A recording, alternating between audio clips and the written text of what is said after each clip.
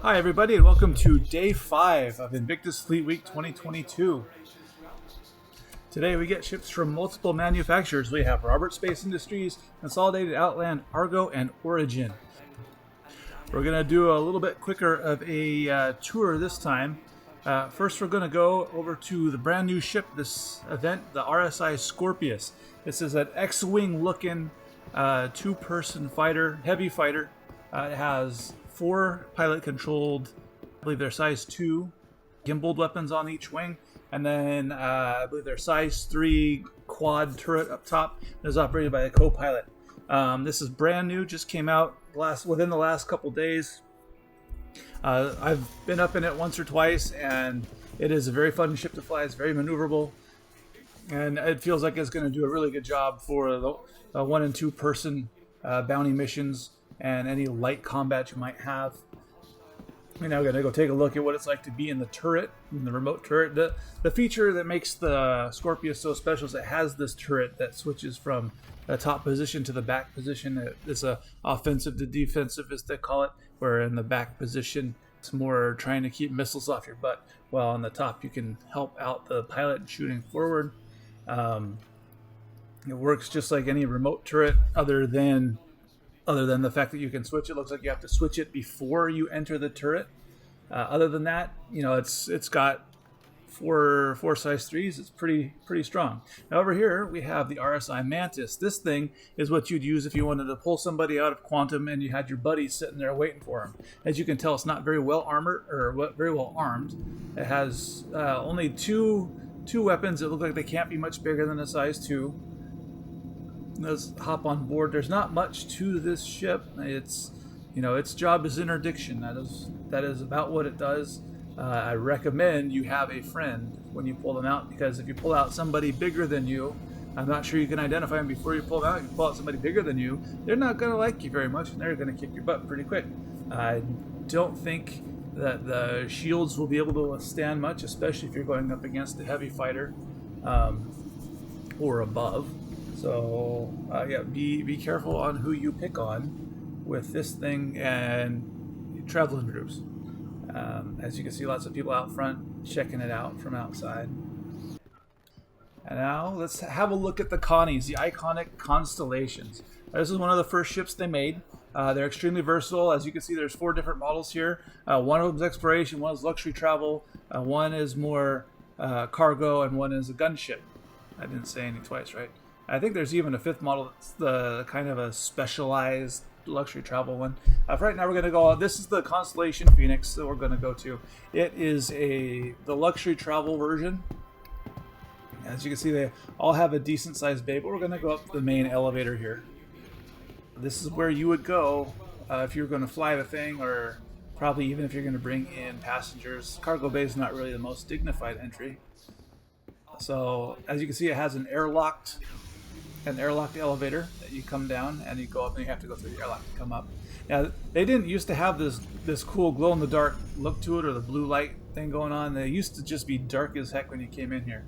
Luckily for me, they added this glow-in-the-dark thing on their gold pass, because I'm not wearing a helmet, so I don't have a flashlight, and I used to always have to turn on my flashlight when we were in here. I think the glow-in-the-dark look actually makes it look pretty darn cool. This table on the floor that I just walked past should pop up, but probably not now. Let's go have a seat in the pilot seat. Let's see what kind of weapons this thing has. I think it has M5As, which I can't see it. But yeah, as you can tell, it has pretty good weaponry for the pilot. I'm trying to turn on all the interior lights. I used to have light switches. It used to be if you turn on the power, the lights would turn on inside the ship, then you didn't have to worry about the glow-in-the-dark thing. But I'm not seeing lights here. I'll make it flight ready and see if we get anything that way. I'll just leave it in flight ready. It doesn't look like power. Well, they're definitely not powering the weapons, so oh well, whatever. Okay, let's go have a look at what the luxury travel part of this. There's that table. It's supposed to pop up. It's not popping up right now. I don't know if that's because it's the model ship or if it's because it doesn't work yet. I remember it used to work, I think. So here's the luxury accommodations. Your passengers will fly. They'll have a nice, comfy looking bed with a aquarium right there. And of course, you get the luxurious seats out here. A couple they actually look pretty darn comfy.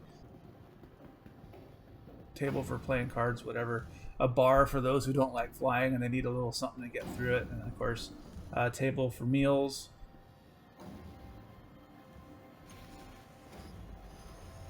Down here, I'm not sure what this is going to be. It's probably going to be some sort of entertainment area.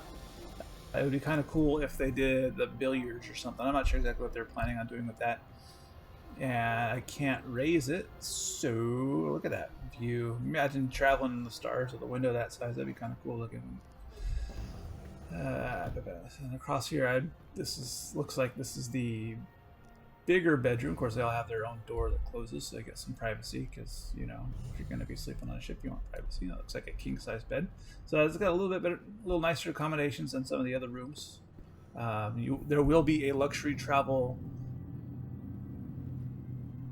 game loop that they're going to have, where they have people that just don't want to fly on the liners and coach, so they'll look for ships that have certain accommodations, and this one should qualify for most luxury accommodations. So it's nowhere near an 890 jump. Those things are really, really nice. Basically a big yacht, but this is definitely a travel oriented. Doesn't look like it's for cruising around so much as more of just kind of traveling in style. And then of course you got your crew quarters, which are a whole lot different from back in the luxury crew compartment.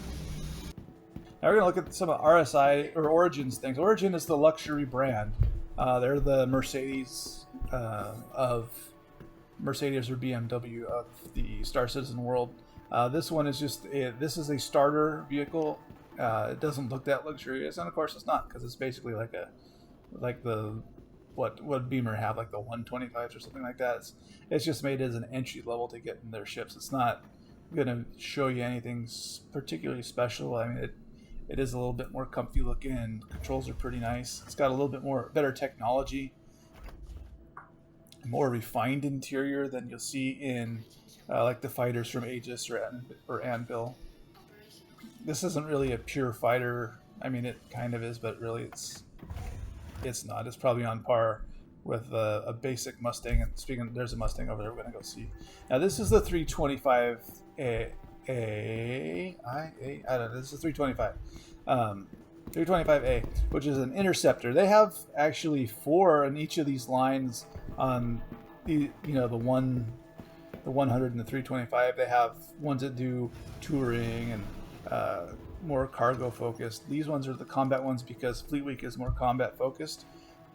Other weeks they'll probably show you all the different models, but for right now, these are the combat focused. Now, here's a better example I'm talking about with Origin being more luxurious. As you can see, they've got the wine glasses in the back because, of course, when you're out intercepting bad guys, you're going to want a glass of wine after you've blown somebody up. And as you can see, it doesn't have a terribly huge amount of weapons. It's got 2 M5As, which I believe are they're either size 1 or 2, and then the Revenant on front, which is that big Gatling gun.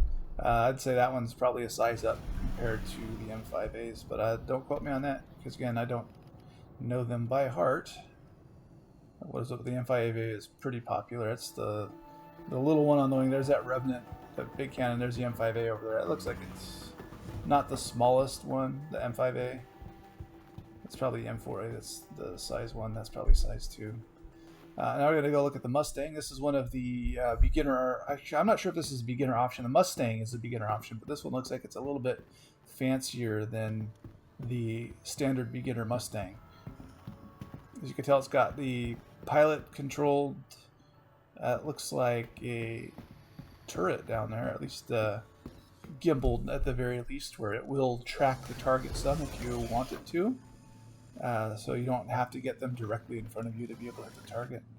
Wow.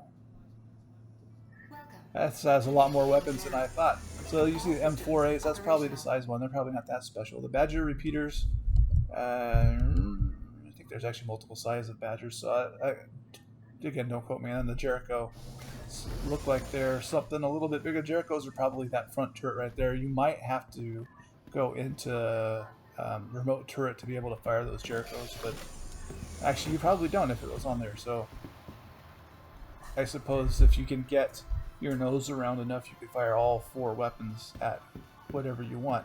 Now over here's the Argo cargos. These do not have quantum drives. They're designed to just basically unload big ships or take cargo from one place that's not very far to another place. You know, they don't fly very fast. They're not sleek and aerodynamic. Let's go take a look at some of these vehicles. This is the Ursa Rover. RSI's Ursa Rover, very basic standard rover. This is what the Connies are supposed to be made to transport. If you're going somewhere to go explore a new planet, you're going to want some gear, you're going to want some protection. A lot of planets are very cold and you will freeze to death, so you have the rovers to keep you warm and to keep your stuff in. It'll take supplies that you need and what have you.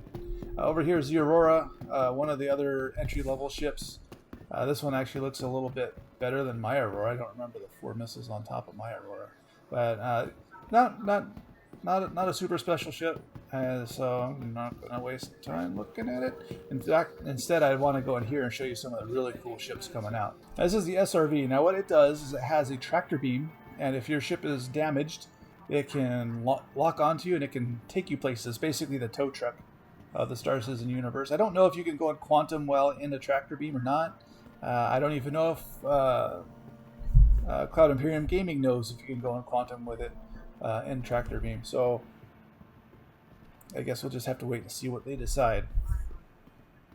Now over here is one that I really love the look of. It is one of the sleeker ones out there. This is the Perseus. It is a large gunboat. As you can see, it's got 2 big size 7 turrets, one on top, one on bottom, one on the nose. It's kind of got this really aerodynamic look to it. It has a couple of other turrets for smaller, faster targets. One of my concerns is it doesn't quite have enough small, fast turrets to take on a bunch of small, fast fighters. It's more designed to take on bigger sub-capital ships, not quite capital ships, but sub-capital ships with those size 7 guns. If they make it so you can shoot extra long range, it would be kind of nice to have some shots at some fighters before they get in close. But I think it's still going to be hard to hit something with those big guns if it's nimble. Now over here is the Polaris. This is the smallest capital size ship. It is a Corvette class. It has a hangar for holding a small fighter, plus it's got significantly more weapons and bigger torpedoes than the Perseus back there. It's a bigger ship. It's not going to be as maneuverable as the Perseus. There's a lot of debate between players whether they should get the Polaris or the Perseus. It has a higher crewing requirement. The Perseus, you could probably get by with 3 people on the Perseus. This one, you're probably going to need more. There are more turrets on it. There's more stuff to do. It can repair and rearm and refuel one light fighter, so like a Gladius or an Arrow, something like that. Over here, this is the Origin rover, the G125A. This one's more combat focused. Again, they have multiple models. They have a touring version, a cargo version. This is the combat one with the little rockets on top. How strong it'll be in combat, who knows? To me, it didn't seem like it was strong enough in combat to be worth bothering with. So that's it for our quick tour. Like and subscribe if you'd like to see more of Invictus and Star Citizen or some of the other games we play. Thank you for watching. Have a great day.